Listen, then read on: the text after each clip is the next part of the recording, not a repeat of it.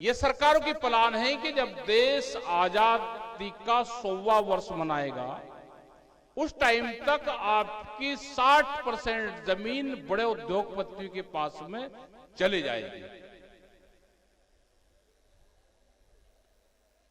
फसलें हम आंदोलन करते हैं जब नहीं बिकती, फसलें हम दिन में नहीं बेच पाते, लेकिन जमीन का खरीदार रात में भी है। तो नजरें जमीन के ऊपर हैं। एक बड़ी साजिश गांव के किसानों के खिलाफ रची जा रही है। गांव कैसे गरीब बनेगा, ये सरकारों की प्लान है। क्योंकि आप पढ़े लिखे बन गए तो आप जमीन नहीं बेचोगे, अपने कारोबार करोगे। आपको गरीब बना के ही आपकी जमीन छीनी जा सकती है। एक षड्यंत्र के तहत फसलों के दाम कम, जमीन के रेट ज्यादा, महंगाई ज्यादा, आदमी गुजारा कैसे करेगा?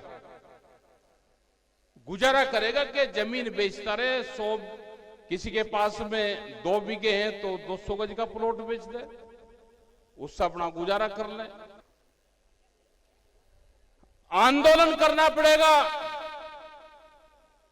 संगठन बनाने पड़ेंगे, आपको खर्चे कम करने पड़ेंगे।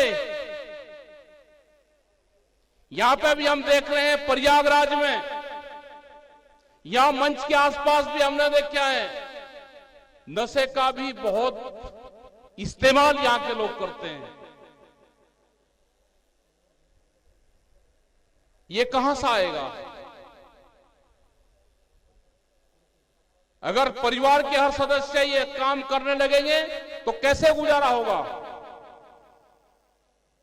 अपने बच्चों को पढ़ाने का काम करो, बढ़िया यूनिवर्सिटी इलाहाबाद प्रयागराज का पूरे देश और दुनिया में नाम है, उसका फायदा उठाने का काम करो। सरकारों की पॉलिसियां वो नहीं कि इंडस्ट्रीज लगेगी और उसमें परमानेंट लोगों को करेंगे। सरकार ने तो जो मिलिट्री है उसको भी 4 साल की नौकरी दी है, वो अब चीजें भूल जाओ। पहले सरकारों की पॉलिसी होती थी कि वे देश को उठाने का काम करते थे कि देश तरक्की करेगा, मेरे गांव के लोग तरक्की करेंगे।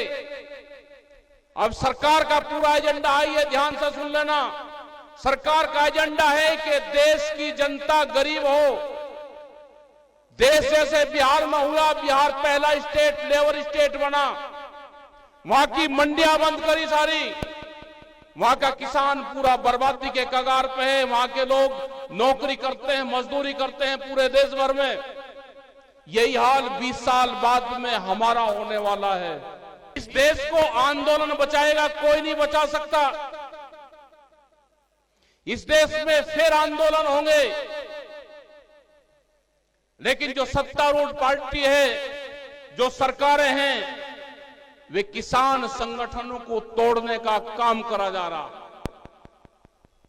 बहुत से नए किसान संगठन बनवाए, और भी किसान संगठन बनेंगे, जातिवाद पे बनेंगे किसान संगठन, धर्मवाद पे किसान संगठन बनेंगे।